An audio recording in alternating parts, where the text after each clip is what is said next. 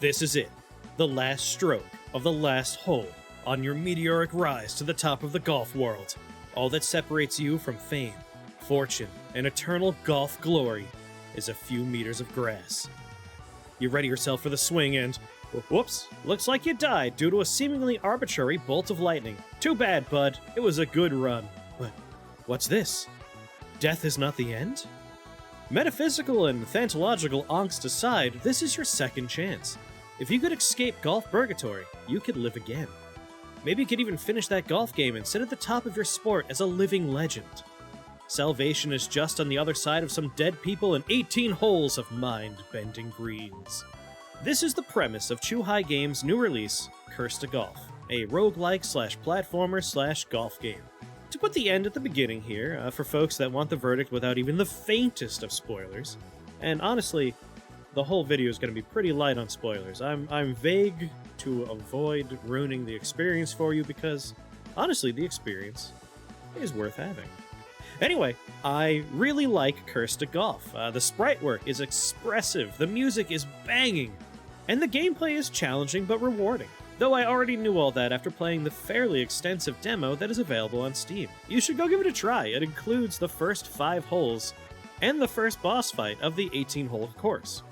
Speaking of the course, the way the game is structured is around the 18 holes you would expect in a game of golf. You choose your club, either wedge, iron, or driver, set the power of your swing, and then try to stop the guide as close to your desired spot as possible. Each swing you take counts down your strokes, starting with 5, until you reach 0. Reach 0 before you get to the hole, and you lose. Back to the start with you. Of course, you can increase your stroke count by hitting idols scattered across the level, or by using special cards I'll talk about soon. The trick, however, is that these holes are randomized each time you play. I believe there are over 70 different levels to experience, so each time you tackle that 18-hole course, you can expect some variation. Except for the boss levels, which are longer and more elaborate levels with consistent shortcuts that reward risk-taking. And I assume the idea is they keep them static so you can learn to take advantage of those very risky shortcuts.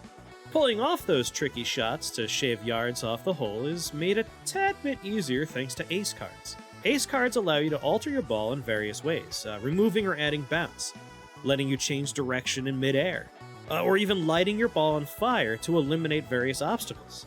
There are more than 20 unique effects to apply, and creative use of these cards, or even combinations of them, feel incredibly satisfying when you pull them off. For instance, after suffering my 3rd defeat to the boss of the 15th hole, I rolled in there with a stacked deck for my 4th attempt, and let me tell you, I absolutely smoked that boss. I basically skipped over half that level with a careful catalog of cards. Between holes, you'll find forks in the path that will give you some more risk-reward choices to make. Do you want to make some extra money or ace cards? Well, that means you're going to have to deal with a cursed green. Curse levels feature, well, curses. These can range from heavy winds, upside-down camera, rain, and more. These effects occur once a timer fills up, so you can watch it happening in the upper right-hand corner of the screen, and will last for a few swings depending on the effect. Honestly, one of my only real complaints with the game, and I think this is more of a bug than anything, is the overlay of curse and like the timer is on top of your character and your swing meter, so it obstructs part of the camera sometimes. It's a little frustrating. I hope they patch that out before the game releases officially. But the reward for beating that cursed hole is a golden booster pack of ace cards, so that spike in difficulty can be worth it. The other option, of course, is a much simpler path with a normal hole, but you miss out on all those other prizes and the prize for beating the cursed hole. One thing that really impressed me about the game is the level design. Levels often have multiple paths to the hole, or holes, and with the ace cards, you can often create your own path to the holes. These paths offer different challenges to the player. One may be shorter, but have less idols, and feature more traps. If you pull it off, you get to the hole sooner, but with a much lower stroke count. Your cash prize at the end of each hole is determined by the remaining stroke count, so having a beefier stock of strokes is kinder to your wallet. But your leaderboard position is more interested in how few hits it takes to reach the goal. This is a subtle but very engaging concept. For folks interested in leaderboards, this encourages the use of speedy paths, but at the expense of resources. Folks hungry for more money to use at shops are encouraged to take a more scenic route through heavier idle populations on the hole. At various locations on the overworld map, you will find shops where you could buy ace cards using the aforementioned money. You could also change your outfit, or if you're flush with cards, bank some cards for a future run. This is also where you can check your current leaderboard position and hit up a practice course during the first 5 holes. Personally, I wish the practice course evolved as you advance to let players mess around with the biome-specific hazards and features that come with later holes, but that's a minor nitpick. Another thing I need to praise is the game's escalation. Every 5th hole is a boss fight that caps off that particular biome, with 4 distinct biomes in total. The level hazards fit the various biomes in fun and interesting ways and ramp up in difficulty. The types of ace cards you get become more powerful and unique the deeper you get to compensate for the increase in challenge. Each time you beat a boss, you're given a once per playthrough power to aid you on your adventure, making your victory all the sweeter. You can really feel your advancement in every facet of the game as you go. You even get more outfits as you go, which lets you look very snazzy.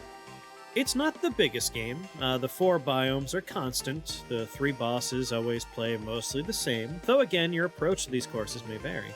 And the final hole is wonderful the first time you go through for story reasons, but like the boss levels, it doesn't have much variety to it. It's the same layout each time. However, at $20, that isn't really much of a problem at all for me. A playthrough with still 14 randomized holes with varied ace cards to keep things spicy. And the bop and boss themes and tough shortcuts keep the other 4 story holes interesting enough for repeat playthroughs. And this being a roguelike, repeat playthroughs to get better at the game's mechanics and climb the leader ranks is just par for the course. Got him. Anyway, while I played this on Steam, the Switch release is very tempting for the pick-up-and-play portability of the console. But you won't be disappointed with whatever version you pick up. Even the bugs I ran into, and there were only 2 or so, didn't disrupt the experience that much, since closing the application mid-hole just drops you back to the golf cart screen, where you can start the hole over. The only progress lost is however many swings you took on that particular level. And just for full information, the 2 bugs I experienced were using an ace card just as I entered a special hole, and I think that bugged it out, so I just got stuck in the hole forever. And the second bug I experienced was a one-way hole became a two-way hole momentarily, and that just cost me 1 stroke. Like, it was fine. And these are things that I'm fairly confident will get patched out sooner or later. But yes, it is a tight little game with great music, great visuals, and fun gameplay, and I really hope they add more to the game with time. But even if this is all we get, it's a great game that I plan on playing more of. Plus, with the Mammoth demo available, you can tell right away if the game is for you. I'll go ahead and link that in the description below. Just in case the developers watch this, let me tell you some of the things I would love to see. You got 3 bosses with 3 biomes attached to them, right? Take a look at Wizard of Legends. That kind of had a similar deal, but they added in additional bosses and biomes later on, and then they randomize what order and which of that combination of bosses and biomes you ran into as you went through a run. I think that would be perfect here. Like, make maybe the first playthrough your standard experience, and then you unlock additional bosses, additional biomes, and you get to go through them. Obviously, more cards would be welcome, and perhaps a perk system to change the actual core gameplay for subsequent runs. But that could even be like an expansion or something. Basically, my point is, I really like this game, and I want more of it. That's never a bad thing. If you play a game and you're like, I like that, but I wish there was more, that means you have a good game on your hands. Anyway, I'm starting to ramble, and that is not in my script whatsoever. Let's get back on my script, shall we? I give Curse to Golf a birdie out of an albatross, and do yourself a favor and pick this one up. Anyway, I've been Chris here at Shake the Box. I promise the Final Fantasy Tactics Remasterpiece Theater video will be done by the end of September. I'm trying, okay? I've recorded the voiceover, I have a bunch of the footage. All I need now are the live action segments to be filmed and to edit the beast of it, which is going to take forever, I realize. But I'm going to try for the end of September, goddammit. And as always, hit those subscribe and like buttons and comment below with your thoughts on Curse to Golf and whether or not you would like to see more reviews like this one. And I love you. Bye-bye.